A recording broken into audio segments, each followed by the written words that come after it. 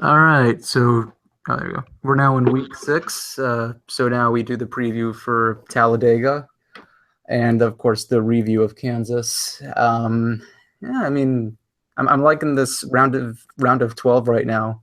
This is the part where it gets a lot more exciting. Watching a lot more drivers struggle as the races go by. I mean, I think the pressure's already being let out of the bottle, but I think Talladega might be the place where it'll just explode, which is exactly what I want. It's for good entertainment. Would you agree with that? Yeah, I would. This Talladega race, I think, was a little more interesting than the previous ones because typically, like, I don't know, there was only, like, in the past anyway, there were, the cut line wasn't as big, I guess, as it is now. In the sense that they're like what three guys or something that are like pretty far under. No, not really. Just Elliott, Keselowski, and Hamlin are only 7 and 6 points under. Right, but then who's right above it though? Like the gap between seventh and sixth, I think, is pretty big. Yeah, it is. It is. Yeah, so that's what I meant. Like those guys are still in jeopardy, really. But I don't know. I just like with They've got it. Harvick winning, Yeah. it puts like a lot of big players on the line. I guess I'd put it that way. Oh yeah. You got a lot of big names that are fighting to survive right now that in the past haven't had to quite as bad, I guess. All right, we'll just start off with Chase Elliott. Again, just so disappointed. A good car has to have mechanical issues, ruin his day. Yeah. And he had actually gotten his lap back too after his first tire went down. I remember I'm just watching the second tire go down. Just fucking unbelievable. That even made it worse because he had to slow it down. He had to slow down significantly on the apron, not to damage the sway bar, I would assume. Yeah, I mean, his first tire went down like what, 5 or 10 laps after a pit stop? Probably even less than that. Yeah. Which is really surprising. I mean, it was like, I don't know. I don't remember how long it happened, but it was not very much time at elapsed before he had to come back in, which is really rare. Yeah. And Yeah, then but of I course thought, and he was making up some positions again after he got his lap back. That was like right after he got his lap back, and I think he finished 3 laps down yeah, because of the something second like tire, that. and it also added to the fact that he really had to slow it down on the backstretch on the apron of the backstretch, which cost him even more time. I mean, it was like the worst. That's like the worst place, to actually cut a tire down. Yeah, yeah, yeah, but I don't know. They were really fast up until that point. Yes, yeah, they Like were he was the fastest car probably, like just him like at or Charlotte. yeah. So at least Hendricks, they had that going for him, but Hendricks, they sucked Hendricks, pretty bad. Hendricks got what it takes. They just don't have the luck. Yeah. So Well, with that 31st place finish, he's now 25 points behind a cutoff line. So he could get it on points. He just needs 3 guys to have really bad days, yeah. which is Which possible at I Talladega. was about to But say that's almost a certainty. yeah, but he needs Keselowski, Hamlin, and either Dillon or Logano to all have bad days. I just don't see that. I don't know, all 3 of those guys falling back, and Elliott getting lucky. I don't really see that happening. I think his best bet is just to go for the win, and I will just say it. I will predict him to win. I think he's so close so many times. I think he's got it this time. Yeah, I'm being biased because he's the guy I'm rooting for, but Uh, I if would there's ever a shot for his first win, I think this is it. I actually would think I don't know. I'd see his first win coming at Texas or Homestead before it comes to Talladega if it's going to be this season. Um, yeah, I don't know. I kind of envision him getting a little bit too desperate this race and kind of like causing a wreck. Yeah, Um, that was his problem at the spring race. Like he was always cutting everybody off. All the other drivers were complaining about him on the radio.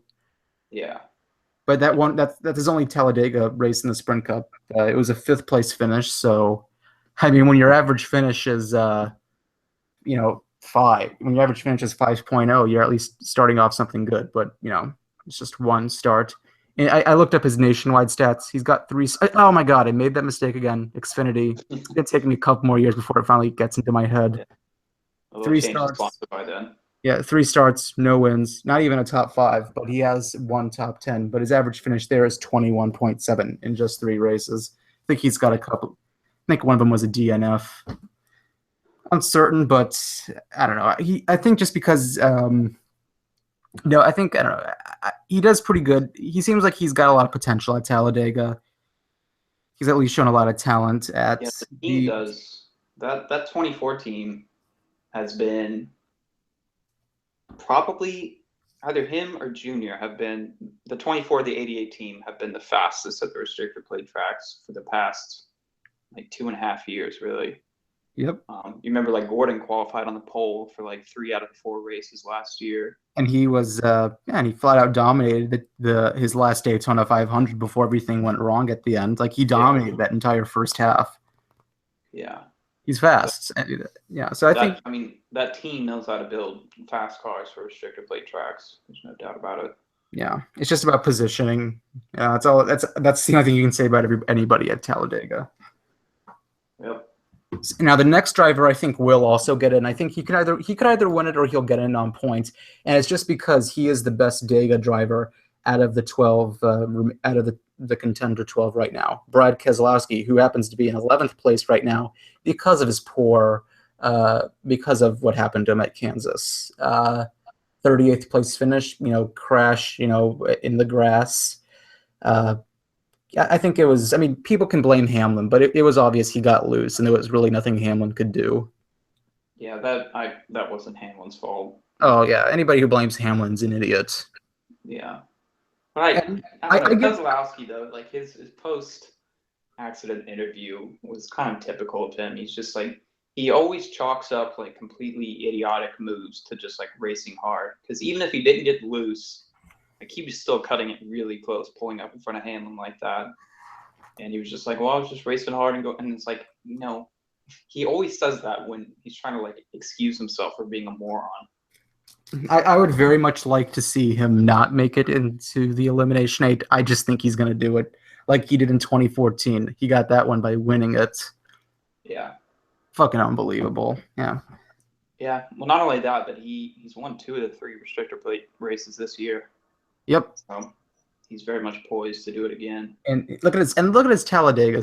So on, he's 7 points back, and because of his 38th place finish, it wasn't even just the crash. Like he actually, I applaud that 2 team for actually getting back onto the track. I think they blew the engine like on their first lap because they put a new nose on their car. Yeah. Again, like good effort. Everybody knew that was probably going to happen. Yeah. But look at these are his stats at Talladega: 15 starts, 4 wins. I mean, Junior has 6. He's not around obviously, he's not around for this race. But, I mean, 4 wins and only 15 starts. That's something. Yeah. I think obviously that famous 2009 race, which I would argue he stole that one from Edwards. He won the spring races of 2012 and 2016, and he won the fall race of 2014. Yeah. His he's got 6 top 5s and 9 top 10s. So he's 9. So he has a 60% shot at getting a top 10, and his average finish is 13.9. Which once I go through all the average finishes of the other drivers at Talladega, I think you'll realize just how good of a number that is. Mm-hmm. No, I don't doubt it. Yeah, I don't know. I would probably pick him as the favorite for this week, just because of that. And it's not only that. I don't know, like a lot of those wins have been recent, too. I mean, it's not like they were 5 years ago and then he hasn't won one in a while. It's like he's won, 2 of the 3 this year. Penske won 2 of them last year. So Penske as an organization is definitely strong. And then 2014, he had that one as well. So. Yep. 10th place is Denny Hamlin, who is 6 points behind the cutoff spots, and I expected him. I think I expected him to rebound. Just didn't do it, and it just comes down to pit penalty problems again. Yeah. That pit crew cannot get it together. Yeah. Yeah. I'm pretty surprised that it's lasted this long. You know, I think it's pretty typical for a team to have like maybe 3 or 4 races where they just, screw up a little bit. But like they've been screwing up like for half the season, it seems like, on pit road. I mean, it's nearly every race, it seems like they have a couple of issues. So, and Talladega is one of those places where I don't know, like, Yeah, the pressure's on the pit crews for this one because this is one of the hardest pits. It's one of yeah, the well, hardest pit essentially roads. because, like a Talladega, if you have to serve a drive-through or something under green flag circumstances, like, I mean, you lost a draft right there and probably going to go a lap down unless a caution saves you. But the caution can say, but even if you go a lap down, the caution can get you back on the lead lap, and as long as you have around 15 laps to go, you're generally pretty safe. You can get up to the top 5, maybe even win the race. Yeah, that's true. It's one of those places like where you can afford to go a lap down, just as long as you go a lap down midway through the race, not towards the end. Yeah. I think Kyle Busch won a race like that at Talladega, where he went a lap down because he couldn't get to his pit stall. This is the track where it's hard just to get to your pit stall if it's under green flag, just because everybody's coming in at once. Yeah. And they're not going in an orderly line. I'm still trying to remember. I think he had 2 pit stop penalties, if I remember, and one of those pit stop penalties, I think, was when he came to fix it. I think one of those pit stop penalties was when he actually just got back on the lead lap, if I'm not mistaken. I mean, Hamlin had a pretty good car for the most part. Yeah. Yeah, he was about as fast as Edwards. I thought Edwards, was contending for the win towards the end of the race. So they had the speed, but yeah. But in Hamlin's defense, he actually is since Junior isn't racing, I would probably say Hamlin's the second best restrictor plate driver out there right now. Put Logano probably third, and I'd say Brad is first, obviously. Yeah. He won the Daytona 500 this year. He won Talladega in 2014. Right. And he won, all the sprint showdown stuff Yeah. last year. So he knows what he's doing. I just don't see it happening this year. I think he's going to get disappointed, just like last year. Another disappointment. Yeah, last year was just, it was just like, I don't know, it was a comedy of errors, really. Like the roof flap comes undone, and they like stay out for several laps to figure out, whether or not they should fix it, and then they go lap down, and then that was ridiculous. And he was like, 3 points behind the leaders or something. He was like 20 something points above the cutoff, and that he still got eliminated. Oh yeah. Next is okay, so in 9th place, and he's tied with the cutoff point, but he loses the tiebreaker. So he's tied for the cutoff. Austin Dillon, who got 6th at Kansas, which I think blew me away. I was expecting him to struggle, maybe even out of the top 15 if possible, but I think proved a lot of his skeptics wrong. Yeah, that team has been surprisingly quick since the chase started. Well, maybe not since the chase, but definitely this round and a little bit of last round. Like they've been exceeding my expectations of them every time. Oh yeah, and if he gets, and think of Austin Dillon, if he makes it to the Elimination 8, he's a good contender. I mean, he does very well at Martinsville. He does okay at Texas, if I'm not mistaken. Yeah, I don't know. Like so and so, he kind of struggles at Phoenix, but I think to count him out, wouldn't. I think it'd be wrong just to count him out. No, I don't know. What? I mean, it depends on who else is in at that point. Yeah. I didn't even expect him to make it, past the first round. So it's kind of unbelievable to actually consider him a contender right now, just to make it into the Elimination 8. Yeah. His stats are at Talladega: 6 starts, no wins, 1 top 5, which is also 1 top 10, and his average finish is 17.5, which is surprisingly good. I just realized I didn't go through Hamlin's stats. He has 21 starts, 1 win, the 2014 spring race, 4 top 5s, 7 top 10s. His average finish is 20.0. So Austin Dillon, I mean, it's not, we're not really dealing with a good sample here. I mean, 6 races it's really hard. I mean, 6 races really isn't indicative of how successful you are at a track, but Yeah. Well, but just the fact that it's still a better average than a lot of these other drivers, at least shows something. mm-hmm. Yeah, he doesn't strike me as a very good restrictor plate racer, though. He got the pole in the 2014 Daytona 500. Yeah, well, I mean, so what? Danica got it the year before. Yeah. He's got speed. It's just yeah, it's not a question of speed. I just don't think he has the instinct. I've never really seen him be that savvy. Yeah, oh, sorry. No, I'm finished. I'll let you finish. What? No, I said I'm finished. Oh, okay. I just want to see him lose. I really want to see him lose because I really want to hear his bitchy response on the radio. Yeah. I just want to see him complain, cry his eyes out. Fuck Austin Dillon. So tired of that whiny kid. Yeah. I just want to see Childress fail. I really hate the fact that, like, we always complain about the nepotism at RCR. I just want to see it explode in Childress's face, but that's not exactly happening right now, which kind of upsets me. Mm-hmm. I mean, Ty Dillon didn't make the first round, or make it to the second round. I mean, it kind of has bit them though, because like, when's the last time RCR won a race? Yeah, that's true. Like, honestly, can't even remember. I'm trying to think. 2013, Harvick. Oh, that was last year Harvick. That's last year Harvick race with them. Right. Yeah. Yeah, I mean, Harvick was like the only guy that was consistently won with them. Yep.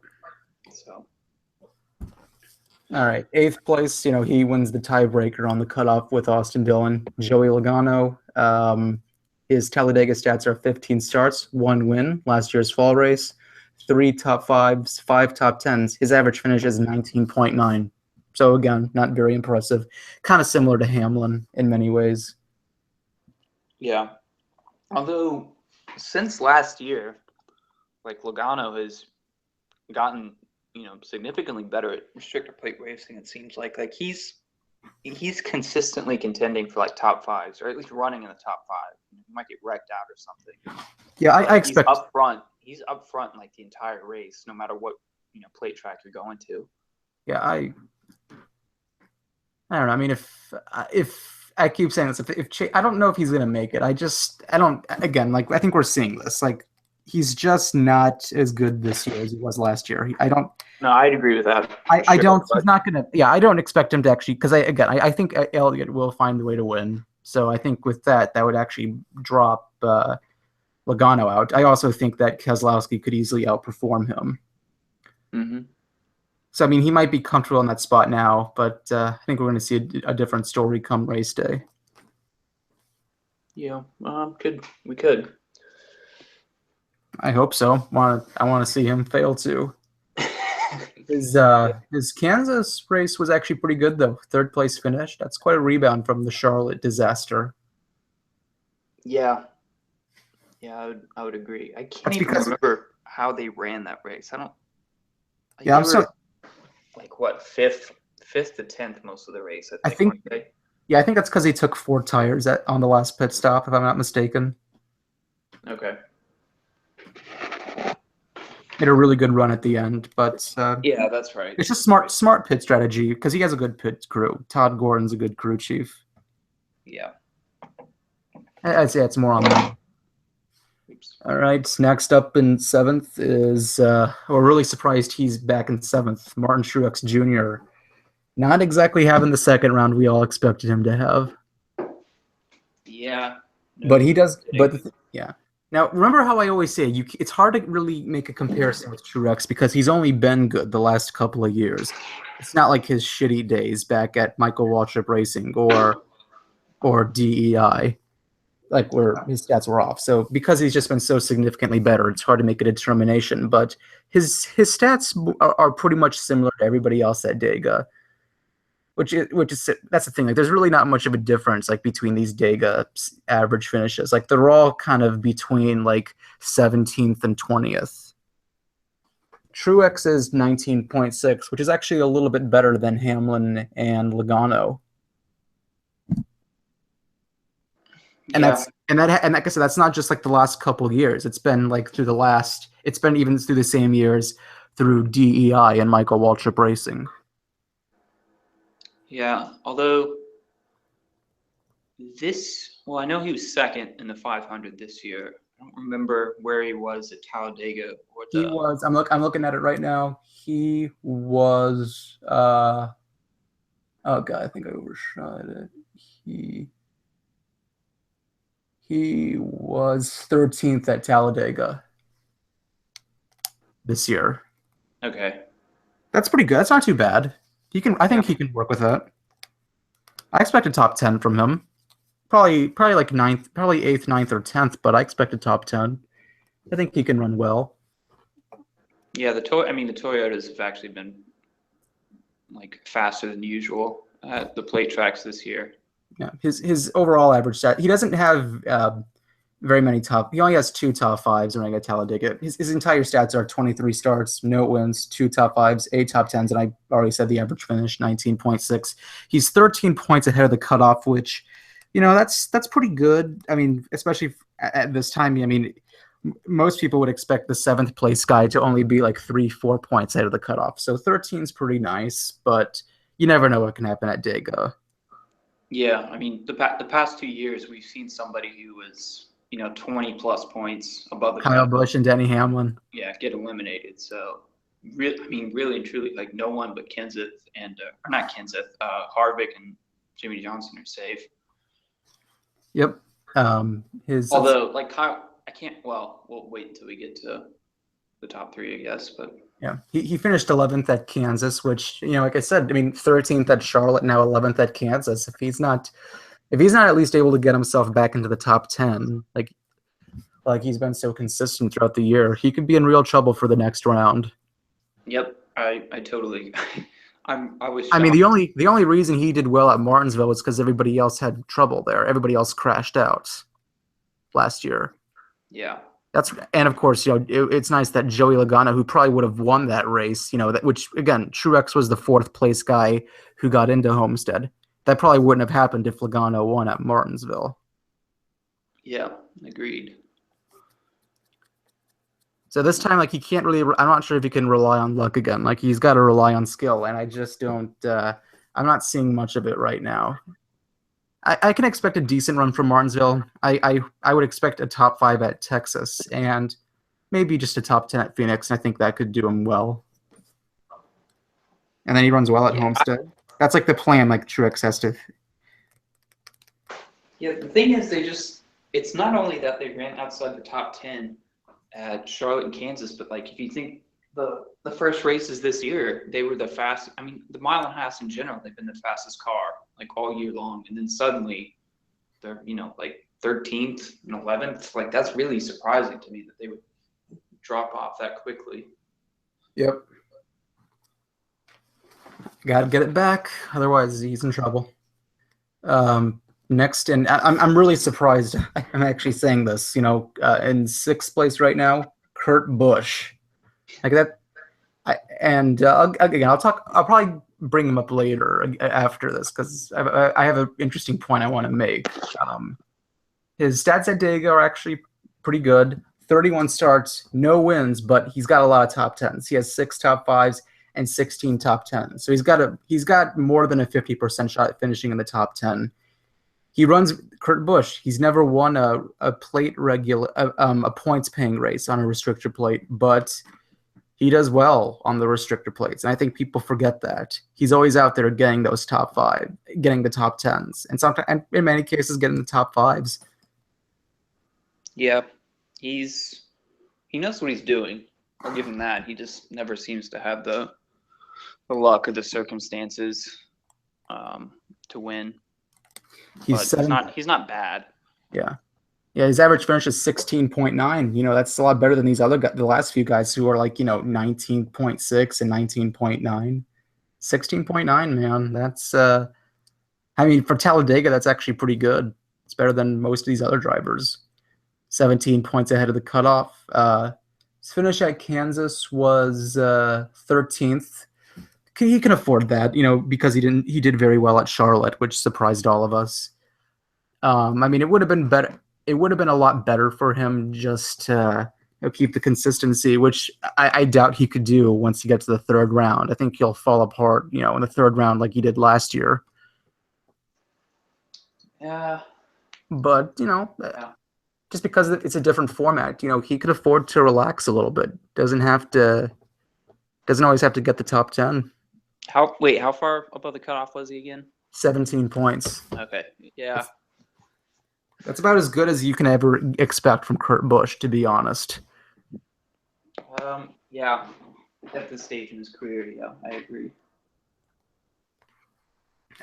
Fifth place. This is just, again, it's unbelievable. Carl Edwards. Just a fantastic race at Kansas, which I think blew me out of the water. Second place finish, pretty much the fastest car all day. I think he led the most laps until Harvick got him on that final restart. Yeah, they were definitely faster than I thought they were going to be. Oh my God! I have not seen that kind of speed from them since the spring. So, yeah. I don't think he's going to hold it. I don't think he can hold it consistently, just because he now struggles at those tracks that he used to dominate at for the third round, the Elimination 8, like Texas and Phoenix. Mm-hmm. To dominate, now he struggles. Go figure. Okay, he still does good at Phoenix, but Yeah, he's all right. He's not as good as he could be at Phoenix. Right. His Talladega stats, we all obviously we can bring up, his what should have been a win in 2009. That's still the most memorable. That's probably the most memorable race at Talladega, probably in the last 25 years. I don't know about that. 20, maybe 25 is too generous. All right, Dale Earnhardt's 2000 win, I think, will still stand out, but it's in the top 3. Yeah, it's actually kind of hard for me to think. I know Gordon's 2007 win. The fall. That was unbelievable. And then 2004 with Gordon and Junior going at it for the last 10 or 15 laps is pretty cool. That's because Junior had won I think 4 or 5 in a row at Talladega. Yep. He's the guy who broke the winning streak. That was something. His Talladega stats are 24 starts, no wins, only 3 top 5s, and only 6 top 10s. His average finish is 21.4, but he's 24 points ahead of the cutoff spot, which, like with Kurt Busch, that's about as good as you can expect from Carl Edwards. Yeah. And this is the thing that blows me away. I mean, I did not expect either of these guys to make it this far or to be in this comfortable of a position to make it into the Elimination 8, Carl Edwards and Kurt Busch. It's not just the fact that I would have been surprised if you told me one of these guys was going to make it into the third round, but a few weeks ago. But both, I mean, I think that's got to be the biggest surprise so far of this chase. Well, they haven't made it yet. They haven't made it yet, but they're in the best position to make it, if that. Yeah, no, I understand. Or they're in at least the best position you could expect from them. Yeah, they just haven't had problems yet. That's really all there is to it.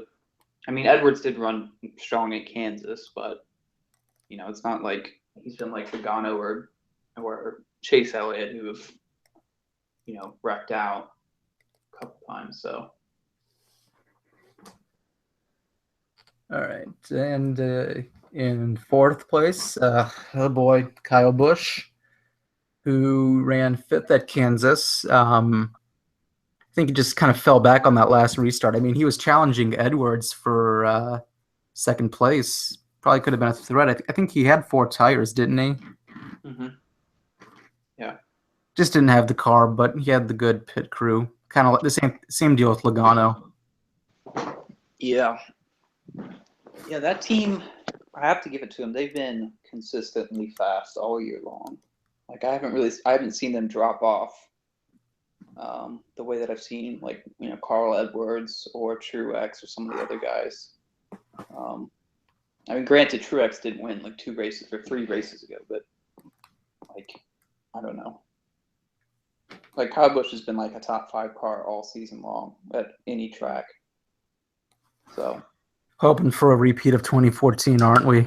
yeah, that would be pretty hilarious. 27 points out of the cutoff. I mean, it's not guaranteed, but goddamn, that's good. Yeah. His let's look at let's see, Kyle Busch at Talladega, 22 starts, 1 win, spring race of 2008, 5 top 10s, and 5 top 5s and 6 top 10s. His average finish is 20.9 because he crashes a lot at Talladega. Mm-hmm. That's the nice thing. Like a lot of finishes like in the 30s. Hoping for that again. I know I'm probably not going to get it. I don't expect him to. I wouldn't surprise me if he finished outside the top 20, but as long as he doesn't crash, I think he's safe. Yeah, pretty much. Here's to hoping he really struggles. Here's to hoping that he gets really unlucky at Martinsville and isn't able to catch up at Texas nor Phoenix. It's possible. He hasn't been very good at Martinsville. He won at Martinsville the last time. Yeah, before this time. Or before this year, I mean. He also got like a 4th place finish at the 2015 fall race of Martinsville. Okay, then maybe I was wrong. Yeah, he's been doing good at Martinsville over the past 5 years. Okay. That's just kind of new from him. I don't know who I was thinking of then. Yeah. Third is Matt Kenseth, who, we remember this last year, all the problems he had at Charlotte and Kansas. Right now, he's 29 points ahead of the cutoff. This is about as good as it could possibly get for Kenseth. Yeah, he's going to have. Not only is he going to have to crash, but he's going to have Chase Elliott and Austin Dillon, finish or Chase Elliott's going to have to win. Austin Dillon, Logano will be second and third for Kenseth to get knocked out. Yeah, he needs like 2 or 3 things to go wrong. Yeah.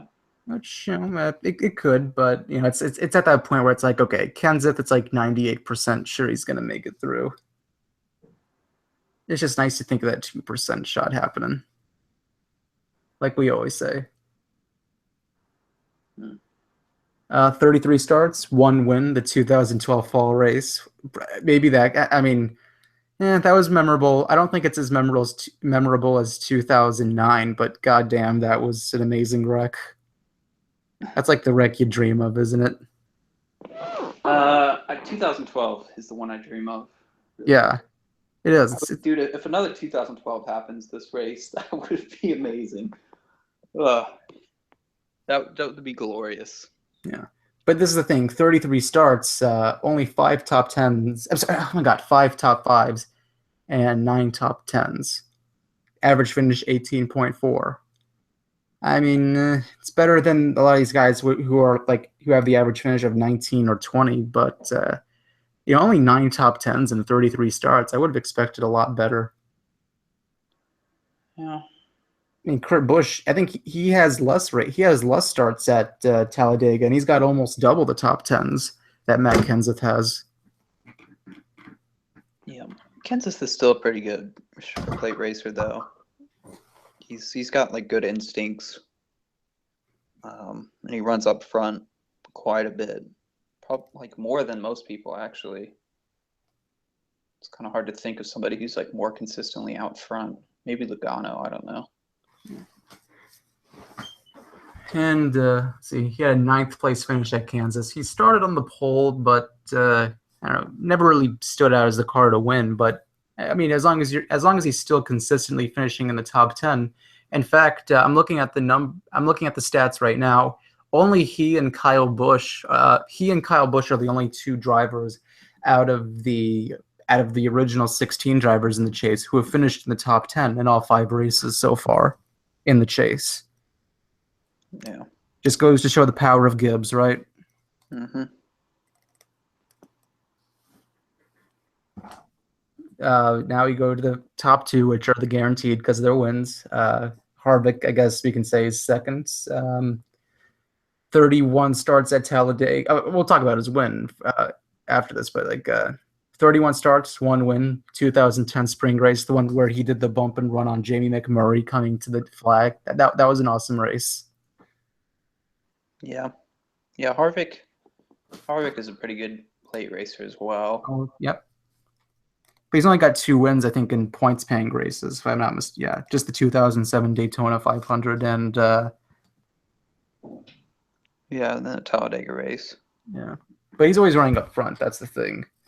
But and here's what it is: 6 top 5s, 13 top 10s, and a 15.3 average finish. Probably the second best plate driver when you think about it, just behind Keselowski.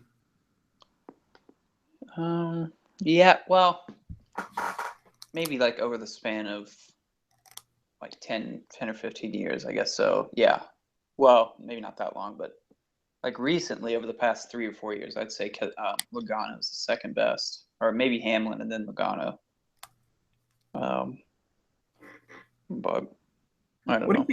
What do you think of this whole, like, with his win? I mean, he never really stood out as a car 2 win. I think during the during qualifying or during practice, but he just kind of creeped his way to the front and got lucky on a restart.